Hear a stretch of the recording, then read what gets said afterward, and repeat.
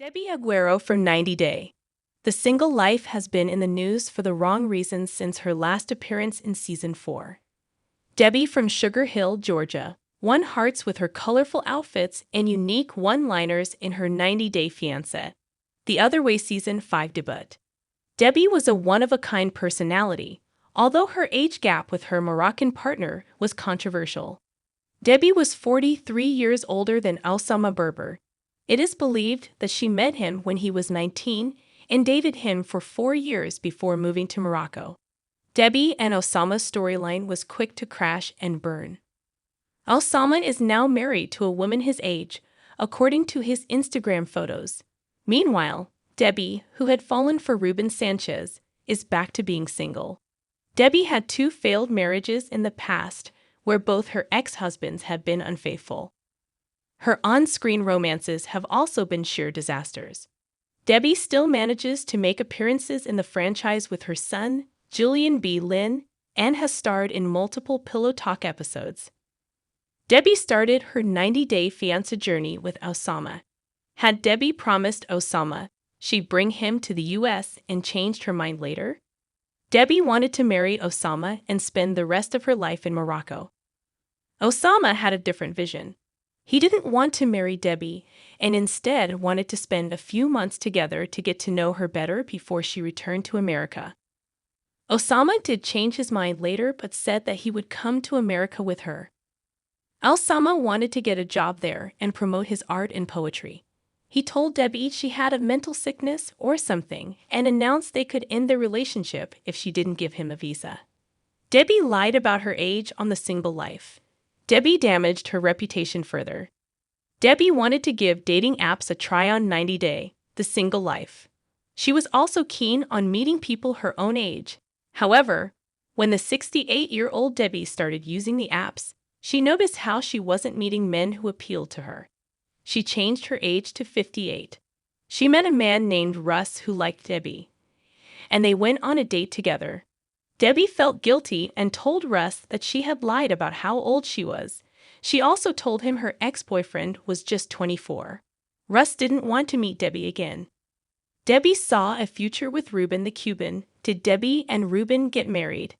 Debbie finally edited her dating profile to reflect her real age. She met a man from Miami and went there to meet him. Debbie had not told Ruben that her son Julian had accompanied her to Florida. She shared similar interests with Ruben, and their first date was a blast. Debbie wanted to get to know Ruben better. She also got to know about his past and how Ruben had been taking care of his elderly parents when she visited his house. Ruben told Debbie he couldn't move to Georgia because of his mom and dad. Debbie started wondering if she would relocate to Miami next like she had to Morocco.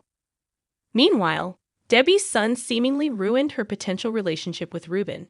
He told Ruben that Debbie had a 20-something-year-old ex who Ruben wasn't aware of.